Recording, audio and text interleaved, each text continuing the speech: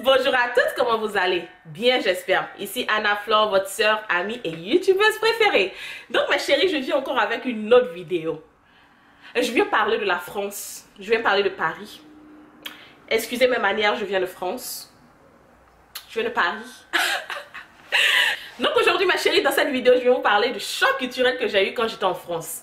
Est-ce que c'est la première fois que je pars en France? Non. Mais c'est la première fois que je suis partie depuis que j'ai une chaîne YouTube. Donc, je voulais bien vous parler des différences que j'ai vues vivant dans un autre pays, des choses que j'ai vues, des choses que j'ai entendues qui m'ont choquée. Et c'est ce qu'on appelle le choc culturel. Donc, restez connectés, prenez un peu de thé et on y va. Avant de commencer dans la vidéo, laissez-moi faire un disclaimer parce que je sais qu'il y a quelqu'un dans les commentaires qui va venir se jouer les gens bizarres là. Et donc, je vais répondre à ces personnes. C'est des observations que j'ai faites en 3 semaines. Donc c'est pas assez pour juger, mais c'est des choses que j'ai vues. Je ne suis pas en train de juger, je ne rentre pas dans les détails, mais c'est des choses que j'ai vues et je compare au pays où je vis. Donc, ce que mes yeux ont vu peut être différent de ce que tes yeux ont vu. Donc faut pas venir pour moi. Parce que 2018, on répond aux commentaires, on répond. Donc le premier choc était la petitesse de tout. Les bâtiments sont petits, les routes sont petites, les maisons sont petites, les appartements là, c'est-à-dire c'est petit comme ça. Je ne croyais pas mes yeux parce qu'aux États-Unis par exemple, les Américains ils ne connaissent pas. Quand ils veulent faire les choses, ils font ça grand. Les routes sont aussi grandes, les maisons, c'est vraiment le contraire quoi. Ça fait bizarre de voir le contraire de tout ce qui est petit. Les routes, les voitures, pendant les 3 semaines que j'ai passé là-bas, j'ai pas vu de voiture. J'ai vu rarement, peut-être une fois j'ai vu une Audi. Mais à part ça, j'ai vu que les voitures françaises. J'ai pas vu de Hyundai, j'ai pas vu de Honda, j'ai pas vu de Toyota, j'ai pas vu tout ça. C'était que les voitures françaises, ça faisait trop bizarre. Mais c'était bizarre. C'était un peu satisfaisant, ça faisait juste changer du cadre de l'environnement. La différence que j'ai vue, c'est que les gens sont vicieux dans la conduite. Oh my God! Les gens sont vicieux et à chaque fois j'entendais les gens klaxonner sur les autres. Ici aux États-Unis, c'est très rare que tu entends les gens klaxonner sur les autres au volant. Les gens ne klaxonnent pas comme ça. Donc voir les gens klaxonner quand tu fais une erreur ou bien les gens impatients, c'était un peu bizarre. Je me disais, mais ils sont chauds ici. Ils sont chauds ici. Et une autre différence là, peut-être que les gens vont me juger dessus, quoi, je m'en fous, c'est quelque chose que j'ai vu. Quand j'ai vu les gens, c'est-à-dire le démineur, c'est-à-dire le comportement des gens, j'ai demandé à ma soeur, mais les gens, ils sont malheureux ici, là. Oui, c'est vrai. C'est-à-dire que les gens, les Français, quand j'ai vu, ils ont le visage serré à tout moment. Ah! Ils ont le visage serré et pressé. Je me dis, mais les gens sont aussi malheureux. Ou bien c'est l'hiver qui fait. Les gens sont aussi sérieux à plein temps comme ça, sont aussi malheureux là. Le visage serré, c'est-à-dire que pas de bonjour, pas de... Ce que j'apprécie aux États-Unis, c'est le comportement. C'est-à-dire que tu vois la joie sur le visage des gens. Le matin, tu te réveilles, la personne qui te rencontre va te dire bonjour, comment tu vas. Mais là-bas, c'était un peu bizarre. Dans la rue même, ça me faisait bizarre de sourire aux gens. Pourtant, ils sont habitués. Et je préfère vraiment que quelqu'un, je marche dans la rue ici, quelqu'un me donne un sourire, que les gens disent fake ou hypocrite. Ça me met plus en sécurité que faire partie d'un monde où tout le monde a le visage aussi carré. Je trouve aussi que les gens étaient vraiment individualistes.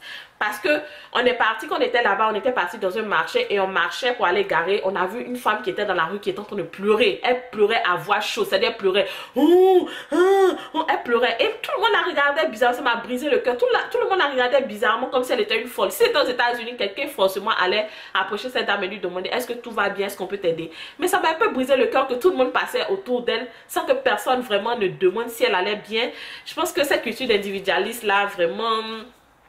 j'ai pas trop aimé ça là-bas quoi. Une autre différence pour celles qui m'ont rencontré, elles ont vu que je faisais les hugs, je faisais les accolades ou avant les bises. Chez nous ici, quand on se salue, on se fait les accolades. Donc on se fait le hug, on appelle ça un hug. En France, les gens se donnent les bises, se donnent 2 bises. Au départ, j'étais un peu perdue par rapport à ça, mais à la fin, je faisais la bise au lieu des accolades.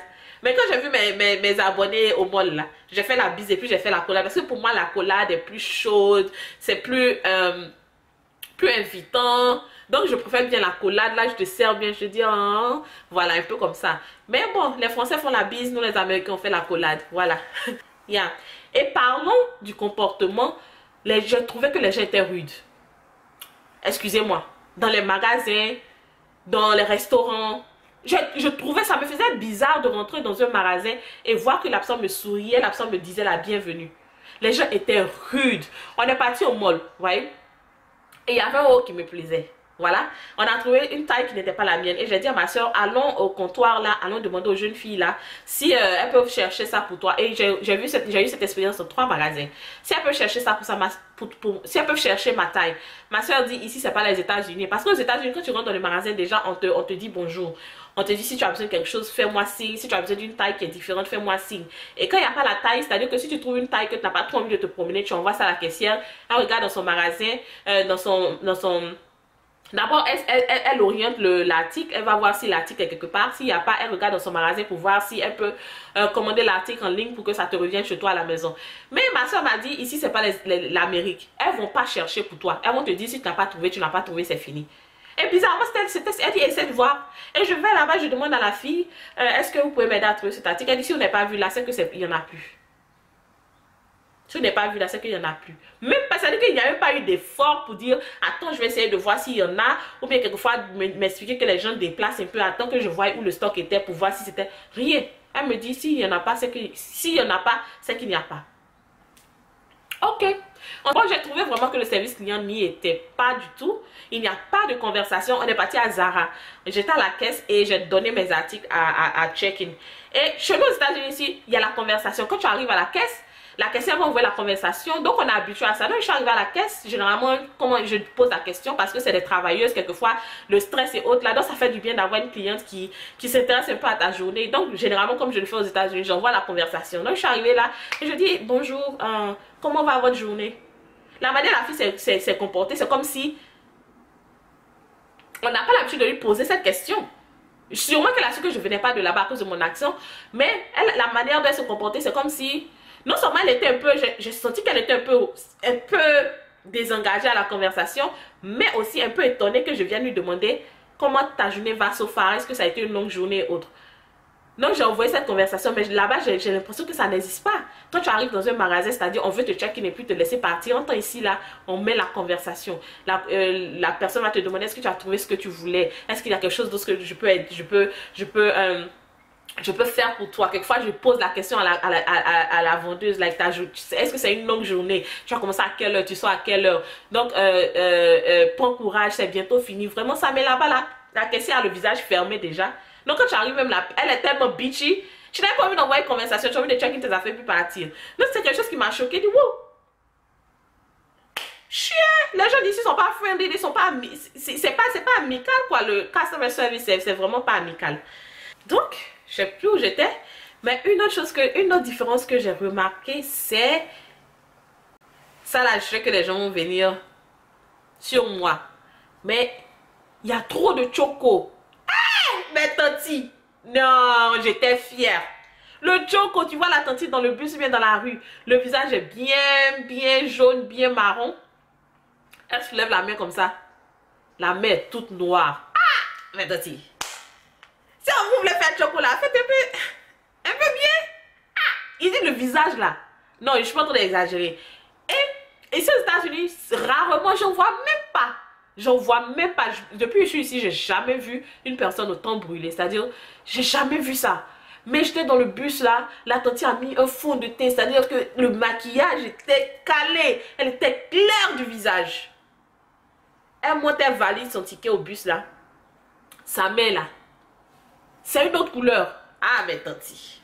Vous voulez faire le chocolat, faites bien un peu. Mais il a vu que c'était un peu beaucoup là-bas, quoi. Ici, là, il n'y en a pas trop. Une autre chose que j'ai remarqué. Les gens promènent leurs chiens. Et puis, ils laissent les déchets là sur les routes. Hey! Ici, là, on te donne un ticket pour ça, hein. Ici, aux États-Unis, si tu conduis, que tu jettes un papier dans la rue. Si tu marches, que tu jettes un papier dans la rue. Tu peux avoir un ticket pour ça. J'étais tellement tentée de dire au tanti qui était au bout des routes là, ma chérie, rassure-toi que ton chien là, tu ramasses les déchets de ton chien là. Tu vois, dans les rues là, les déchets des chiens là sont autour comme ça. Ici, les gens achètent toujours des sachets verts, même dans les complexes appartements, c'est disponible où les chiens se promènent là, pour que les gens ramassent après leurs chiens. Donc j'ai remarqué que les gens fumaient, les gens jetaient partout, ou bien les gens laissaient les déchets de leurs chiens là. J'étais trop tentée de leur dire pardon quand tu finis de fumer là. Il faut mettre ça à la poubelle. Ou bien pardon quand ton chien finit là, il faut ramasser. C'était un peu une différence qui m'a pas un peu trop plu. Une autre chose qui était une différence, c'était les pauses. C'était les pauses. Je crois que entre midi et 2, je devais aller à la pharmacie. Et je descends, je vais à la pharmacie est fermée. C'était un peu bizarre parce que ma soeur me dit que là-bas, les gens observent le temps de lunch. Donc, entre midi et 2, les gens ferment tout et vont manger. Ça m'a paru un peu bizarre. Parce que ici, aux États-Unis, tout est ouvert à n'importe quelle heure. Parce que les gens travaillent tellement que quelquefois, le petit moment que tu as pour aller peut-être prendre tes médicaments ou aller à la poste, c'est entre midi et 2 quand tu as ta pause. Donc, si ça c'est fermé, ça fait un peu compliqué. Donc, ça m'a paru un peu bizarre que tout était fermé là-bas à un certain moment. La pharmacie est fermée, tu arrives ici, c'est fermé, ils reprennent à 14h36. Je pense que c'est une différence. Ici, là, tout est fermé, tout est ouvert 24h sur 24. Si tu vas manger à minuit, tu peux trouver un coin pour aller à manger à minuit. Si tu vas aller au sport, à la gym, à 2h du matin, il y a le sport qui est ouvert à 2h du matin. Si tu veux aller à CVS pour aller prendre des médicaments, à 1h du matin, c'est ouvert. Une autre différence que j'ai vue, c'est que les Français ne sont pas habitués au pourboire, ce qu'on appelle ici les tips.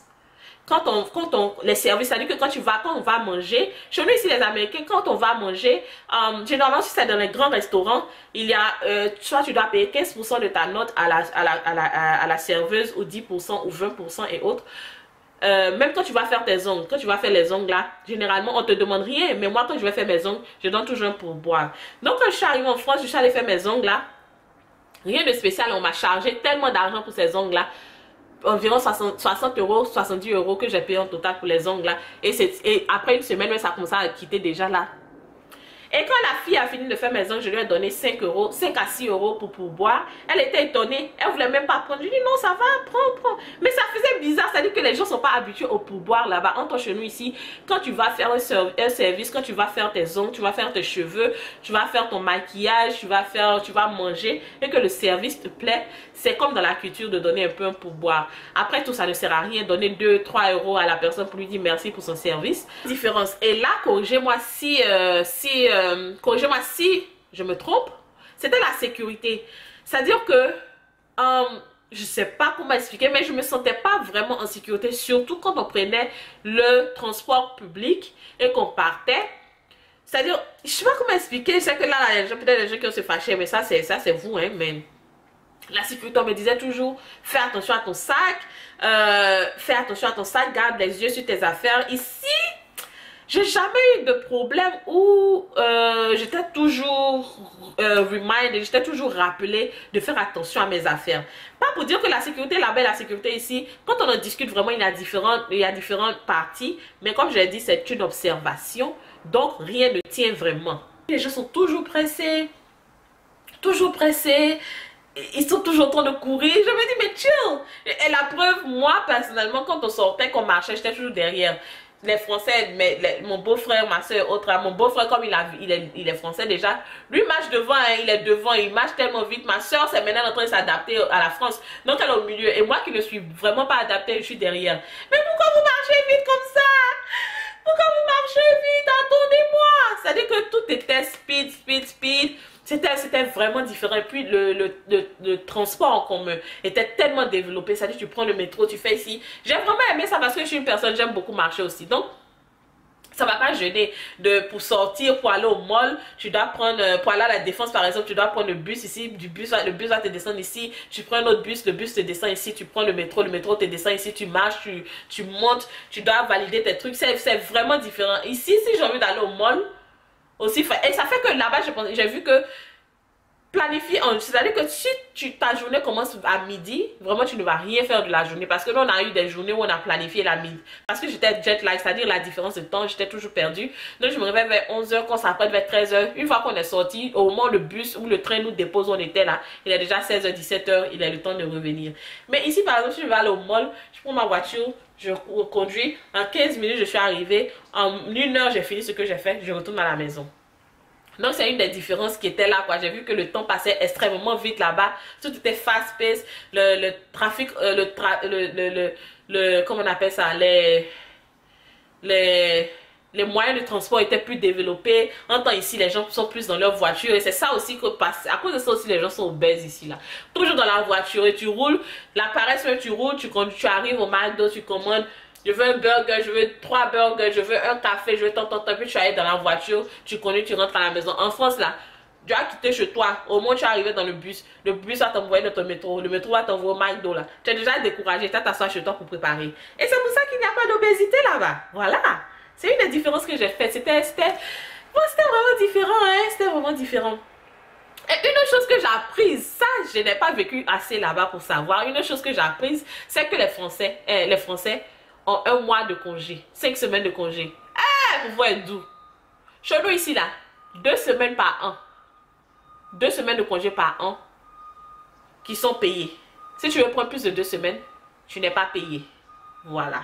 C'est comme ça, la différence. Et j'ai vu que les Français étaient beaucoup sur leur affaire de vacances. Ils aiment leurs vacances. Et ici, là, time is money. Quelquefois, même tes heures s'accumulent jusqu'à tu as leurs vacances, tu vas aller où même. Les Américains, vraiment, ils ne sont pas trop en vacances. Hein. Travaillent beaucoup. Mais vacances, là, tu vois, quelquefois, ils prennent des vacances juste rester à la maison pour dormir. Hein. Mais les Français, vous aimez bien les vacances, voyagez beaucoup là. Vous aimez bien ça. Donc voilà mes chéris, voilà quelques différences que j'ai vues en France. C'est les choses que j'ai vues en ces 2-3 semaines que j'ai passées là-bas. Juste qu'il y a beaucoup d'autres différences dont je peux parler entre les États-Unis et la France. Mais ces petites différences-là, juste je parle en profondeur parce que je suis sûre qu'il y a beaucoup d'autres différences. Mes chéris, avant de partir, je vais faire les notifications d'aujourd'hui. Et la première notification va aller à une youtubeuse. C'est une grande youtubeuse. Nos chaînes sont chaînes sœurs. Son nom c'est MimiBelle TV. Je crois que j'ai déjà fait une dédicace pour elle. Je suis pas trop sûre. Mais je fais encore une dédicace pour elle. MimiBelle TV. Je vais laisser le lien de sa chaîne là. Allez checker sa chaîne, ma chérie, ma soeur. Merci. Merci d'être présente. Et j'ai un colis pour toi là. Donc fais-moi signe. J'ai un colis pour toi. Et la deuxième personne que je vais dédicacer, son nom c'est Roselyne Amoakon. Ma chérie, merci pour tes commentaires qui viennent toujours sur mes vidéos. Merci mes chéries MimiBelle et Roselyne d'être présentes sur ma chaîne. Et comme toujours, je vous dis, allez soutenir la youtubeuse. Et merci encore à tous ceux qui passent sur ma chaîne. Votre présence est vraiment appréciée. Donc si vous avez aimé cette vidéo, donnez-moi un pouce en l'air. Si vous avez quelque chose à dire, laissez-le en commentaire de manière polie. On peut discuter de manière polie. Et je vous vois prochainement dans une autre vidéo. Et d'ici là, prenez bien soin de vous parce que vous m'écoutez cher.